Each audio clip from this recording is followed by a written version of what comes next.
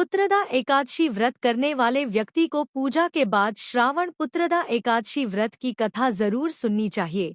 ऐसा करने से व्रत पूर्ण होता है और मनोकामनाएं पूरी होती हैं। अब आप शांतिपूर्वक इसकी कथा सुनिए। इसके सुनने मात्र से ही वायपेय यज्ञ का फल मिलता है। पुत्रदा एकादशी व्रत कथा।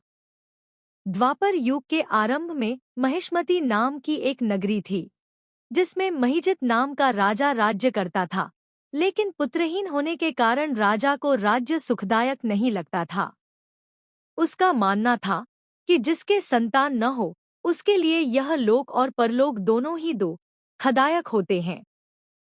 पुत्र सुख की प्राप्ति के लिए राजा ने अनेक उपाय किए, परंतु राजा को पुत्र की प्राप्ति नहीं हुई। वृद्धावस्था आती देखकर राजा ने प्रजा के प्रतिनिधियों को बुलाया और कहा, हे प्रजाजनों, मेरे खजाने में अन्याय से उपार्जन किया हुआ धन नहीं है। न मैंने कभी देवताओं तथा ब्राह्मणों का धन छीना है। किसी दूसरे की धरोहर भी मैंने नहीं ली। प्रजा को पुत्र के समान पालता रहा। मैं अपराधियों को पुत्र तथा बांधवों की तरह दंड देता रहा। कभी किसी से घृणा नहीं की। सबको समान माना है। सज्जनों की सदा पूजा करता हूँ। इस प्रकार धर्मयुक्त राज्य करते हुए भी मेरे पुत्र नहीं है, सो मैं अत्यंत दुख पा रहा हूँ। इसका क्या कारण है? राजा महिजित की इस बात को विचारने के लिए मंत्री तथा प्रजा के प्रतिनिधि वन को गए। वहां बड़े बड़े ऋषिमुनियों के दर्शन किए। राजा की उत्तम कामना की पूर्ति के लिए किसी श्रेष्ठ तपस्वी मुनि को देखते फिरते रहे।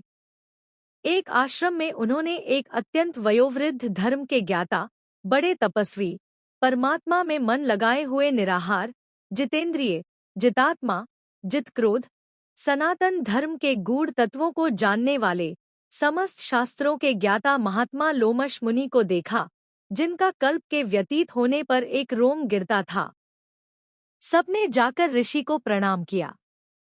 उन लोगों को देखकर मुनि ने पूछा कि आप लोग किस कारण से आए हैं? निसंदेह मैं आप लोगों का हित करूंगा। मेरा जन्म केवल दूसरों के उपकार के लिए हुआ है, इसमें संदेह मत करो। लोमश ऋषि के ऐसे वचन सुनकर सब लोग बोले, हे महर्षि, आप हमारी बात जानने में ब्रह्मा से भी अधिक समर्थ हैं। अतः आप हमारे इस संदेह को दूर कीजिए। महिष्मती पुरी का धर्मात्मा राजा महिजित प्रजा का पुत्र के समान पालन करता है, फिर भी वह पुत्रहीन होने के कारण दुखी है।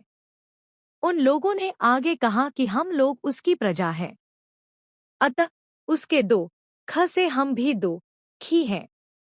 आपके दर्शन से हमें पूर्ण विश्वास है कि हमारा यह संकट अवश्य दूर हो जाएगा, क्योंकि महान पुरुषों के दर्शन मात्र से अनेक कष्ट दूर हो जाते हैं। अब आप कृपा करके राजा के पुत्र होने का उपाय बतलाएं। यह वार्ता सुनकर ऋषि ने थोड़ी देर के लिए नेत्र बंद किए और राजा के पूर्व जन्म का वृत्तांत जानकर कहने लगे कि यह राजा पूर्व जन्म में एक निर्धन वैश्य था। निर्धन होने के कारण इसने कई बुरे कर्म किए। यह एक गांव से दूसरे गांव व्यापार करने जाया करता था। एक समय ज्येष्ठ मास के शुक्ल पक्ष की द्वादशी के दिन मध्याह्न के समय जबकि वह 2 दिन से भूखा प्यासा था, एक जलाशय पर जल पीने गया। उसी स्थान पर एक तत्काल की ब्याही हुई प्यासी गौ जल पी रही थी।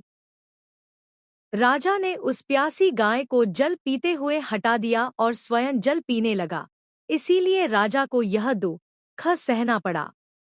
एकादशी के दिन भूखा रहने से वह राजा हुआ और प्यासी गौ को जल पीते हुए हटाने के कारण पुत्र वियोग का दुख सहना पड़ रहा है। ऐसा सुनकर सब लोग कहने लगे कि हे ऋषि, शास्त्रों में पापों का प्रायश्चित भी लिखा है, अतः जिस प्रकार राजा का यह पाप नष्ट हो जाए, आप ऐसा उपाय बताइए। लोमश मुनि कहने लगे कि श्रावण शुक्ल पक्ष की एकादशी को, जिसे पुत्रदा एकादशी भी कहते हैं, तुम सब लोग व्रत करो और रात्रि को जागरण करो, तो इससे राजा का यह पूर्व जन्म का पाप अवश्य नष्ट हो जाएगा। साथ ही राजा को पुत्र की अवश्य प्राप्ति होगी। लोमश ऋषि के ऐसे वचन सुनकर मंत्रियों सहित सारी प्रजा नगर को वापस लौट आई और जब श्रावण शुक्ल एकादशी आई तो ऋषि की आज्ञानुसार सबने पुत्रदा एकादशी का व्रत और जागरण किया। इसके पश्चात द्वादशी के दिन इसके पुण्य का फल राजा को दिया गया। उस पुण्य के प्रभाव से रानी ने गर्भ धारण किया और प्रसवकाल समाप्त होने पर उसके एक बड़ा तेजस्वी पुत्र उत्पन्न हुआ। इसलिए हे राजन, इस श्रावण शुक्ल एकादशी का नाम पुत्रदा पड़ा। अतः संतान सुख की इच्छा हासिल करने वाले इस व्रत को अवश्य करें।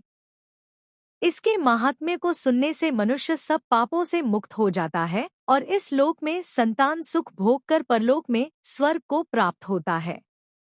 जय श्री हरि। जय जगदीश हरे। आरती श्री राम स्तुति। आरती कुंज बिहारी की। Ram bhajan Krishna bhajan. Please like share and subscribe केआर देना।